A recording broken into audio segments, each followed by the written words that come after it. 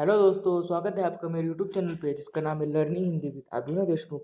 तो आज हम पढ़ने वाले हैं वाक्य के प्रकार। तो चलिए हम वाक्य के प्रकार क्या होते हैं और कितने प्रकार के हैं ये हम देखते हैं। तो चलिए हम पढ़ना शुरुआत करते हैं। तो देखिए, स्वाभाविक तौर से हिंदी में वाक्य के दो प्रकार है। मतलब वाक्य के हिंदी में दो प्रकार है और ये अर्थ रचना और अर्थ है। मतलब रचना के अनुसार पहले हम रचना देखेंगे, बाद में हम अर्थ देखेंगे। तो चलिए अभी रचना के अनुसार यहाँ पे कितने प्रकार है, तो रचना के कितने उप प्रकार है, तो 3 है।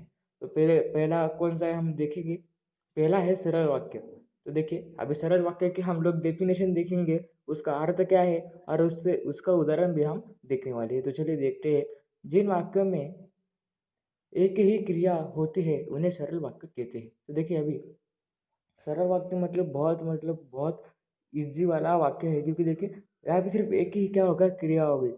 और यहाँ पे हमको सिर्फ वो पहचानना है कि एक ही क्रिया है, और अगर एक ही क्रिया हमें बोल दो तो हमें क्या लिखना है, वहाँ पे सरल वाक्य लिखना है।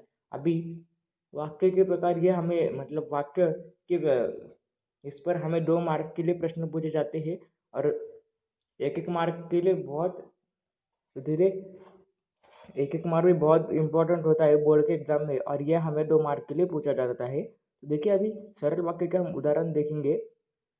राम ने खाना खाया। अभी देखिए यहाँ पे कौन सी क्रिया है, तो खाना खाने की क्रिया है, और यहाँ पे सिर्फ एक ही क्रिया है। और अगर आपको इजी में अगर सोचना है तो क्या करना चाहिए, जो वाक्य छोटा होता है उसे सरल वाक्य कह सकते हैं। देखिए अभी राम ने खाना खाया, इसमें एक ही क्रिया है और ये वाक्य देखिए कितना छोटा है, तो इसीलिए हम इसे क्या बोलते हैं, सरल वाक्य हम बोलते हैं। अब देखिए संयुक्त वाक्य। अभी रचना का ये दूसरा वाक्य संयुक्त वाक्य। जो वाक्य दो से अधिक स्वतंत्र उपवाक्य से मिलकर बनता है और आपस में किसी संयोजक से मिलता है, उसे संयुक्त वाक्य कहते हैं। तो देखिए अभी संयुक्त वाक्य वाक्य हम किसको कहेंगे, जो वाक्य दो स्वतंत्र उपवाक्य से मिलकर बनता है और आपस में किसी संयोजक मतलब जो संयोजक रहता है उससे मिलता है, उसे हम क्या कहते हैं, संयोजक कहते हैं। अभी देखो गलती से मैंने यहाँ पर आपको एक उदाहरण लिख के नहीं दिया, तो आप क्या, मैं एक आपको उदाहरण बताऊंगा, वो आप नोट डाउन कर लीजिए। तुम पढ़ने तुम पढ़ने आए हो ना कि खेलने के लिए। देखिए यहाँ पे कितने कितने क्रिया हो रही है, 2 क्रिया, मतलब एक पढ़ने की और एक खेलने की। और अभी देखिए ये जो है कि ये संयोजक से मिला हुआ है, मतलब ये जो संयोजक है उससे कि ये संयोजक से मिला हुआ है। तो अभी हम देखेंगे 3 मिश्र वाक्य। दूसरे वाक्य के बिना पहले वाक्य का अर्थ स्पष्ट नहीं होता, ऐसे वाक्यों को मिश्र वाक्य कहलाते हैं। देखिए अभी मिश्र वाक्य यानी क्या, अगर दूसरा वाक्य हमें न दिया गया होगा तो पहला वाक्य का हम अर्थ नहीं निकाल सकते। जैसे कि अभी मैंने यहाँ पे उदाहरण देखा है, मैं जानता हूँ कि तुम आमिर हो। तो देखिए अभी पहला वाक्य क्या है, मैं जानता हूँ। अभी ये प्रश्न पढ़ते वक्त हमें लगता है हाँ मैं जानता हूँ, पर क्या जानते हो, ऐसा हमें पहले वाक्य का अर्थ ही नहीं समझता। जब हम दूसरा वाक्य पढ़ते हैं, मतलब तुम आमिर हो, तब हमें समझता है कि हाँ मैं जानता हूँ, वो जानता है कि ये आमिर है। ऐसे मिश्र वाक्य को कहलाते हैं। अब देखिए हमने रचना के अनुसार 3 प्रकार तो पढ़ लिए, अब हम अर्थ के अनुसार 6 प्रकार होते हैं, ये हम पढ़ने वाले हैं। विधानार्थक वाक्य। अब देखिए विधानार्थक वाक्य मतलब क्या है, जो वाक्य क्रिया करने की या फिर क्रिया होने की सूचना देते हैं उसे विधानार्थक वाक्य कहलाते हैं। अभी देखिए विधानार्थक वाक्य क्या, मतलब जो क्रिया हो रही है या फिर होने वाली है या फिर होएगी, ऐसे जब हमें सूचना दी जाती है तो तब क्या होता है, तो विधानार्थक वाक्य होता है। चलिए हम इसका उदाहरण भी देखते हैं। तो अब हम देखने वाले विधानार्थक वाक्य के उदाहरण। मैंने खाना खाया। तो देखिए यहाँ पर क्या होता है, तो क्रिया हो रही है, मतलब कि क्या क्रिया हो रही है, तो खाना खाने की क्रिया हो रही है और एक ही क्रिया है, इसलिए इसे क्या कहते हैं, विधानार्थक वाक्य कहलाते हैं। अभी देखिए 2 नंबर आज्ञार्थक वाक्य। जिस वाक्य में आज्ञा दी जाती है उसे आज्ञार्थक वाक्य कहलाते हैं। तो देखिए अभी अभी आज्ञा मतलब ऑर्डर देना, यानी आज्ञा देना। अगर जिस वाक्य में हमें ऐसा बोल दो कि ये व्यक्ति इस व्यक्ति को आज्ञा आज्ञा दे रहा है, तो हमें जल्दी से पता चल जाएगा कि ये आज्ञार्थक वाक्य है। तो इसका उदाहरण देखते हैं। तुम बैठ जाओ। तो यहाँ पे अभी आज्ञा दी चुकी है कि तुम बैठ जाओ, मतलब तुम्हें क्या करना है, बैठना, और ये क्या है, आज्ञा है। तो इसे हम क्या कहते हैं, आज्ञार्थक वाक्य कहलाते हैं। नंबर 3 निषेधार्थक वाक्य। जिस वाक्य से कार्य न होने का भाव प्रकट हो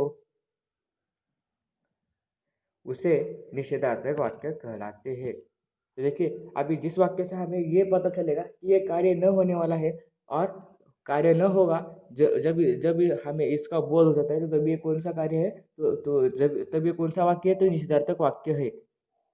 और उसका उदाहरण देखते हैं, मैं आज पढ़ाई नहीं करूँगा। अभी देखिए यहाँ पे हमें उदाहरण दिया गया है कि मैं आज पढ़ाई नहीं करूँगा। अभी इससे हमें ये पता चलता है कि पढ़ाई नहीं होने वाली, मतलब वो पढ़ाई नहीं करने वाला है। और यह कौन सा वाक्य है, तो निषेधार्थक वाक्य है, प्रश्नार्थक वाक्य। जिस वाक्य में प्रश्न पूछे जाने का बोध होता है उसे प्रश्नार्थक वाक्य कहलाते हैं। अभी देखिए प्रश्नार्थक वाक्य बहुत आसान है। अगर वाक्य के बाद में अगर क्वेश्चन मार्क पूछा जाए तो ये कौन सा होगा, प्रश्नार्थक वाक्य। और हम पेपर में अगर हमें पूछा जाए कि आप ये रस अर्थ के अनुसार वाक्य को पहचानो, और वहाँ पे अगर प्रश्न पूछा जाए या फिर लास्ट में क्वेश्चन मार्क हो, तो हमें जल्दी से पता चल जाएगा कि ये प्रश्नार्थक वाक्य है। तो देखिए इसका उदाहरण देखते हैं, क्या तुम जानते हो। तो देखिए अभी आगे प्रश्न पूछेगा कि तुम जानते हो, यह एक प्रश्न है।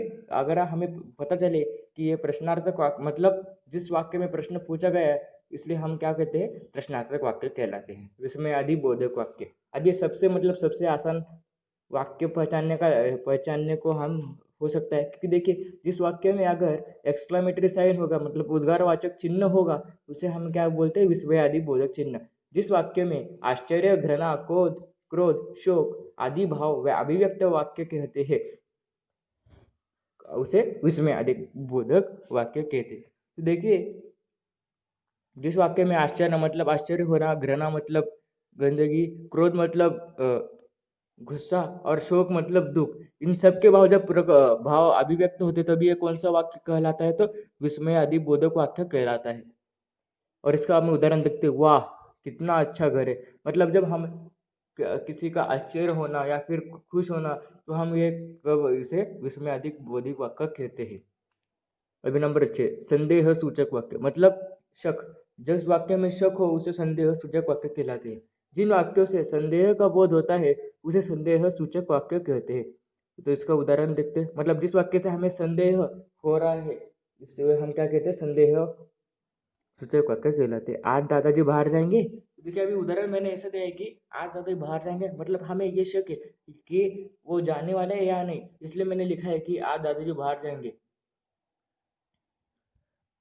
तो मैं ये ऐसा आशा करता हूँ कि आपको ये मेरे वाक्य के प्रकार के भेद समझ में आया होगा। और ये सिर्फ 2 मार्क के लिए सिर्फ नहीं, ये 2 मार्क के लिए पूछा जाता है। तो आप, मैं ऐसा यकीन करता हूँ कि आप 2 में से 2 मार्क वहाँ पे ले सकते हैं। तो अगर आपको वीडियो पसंद है तो लाइक करें, शेयर करें, सब्सक्राइब करें और बेल आइकन दबाना ना भूलें। धन्यवाद।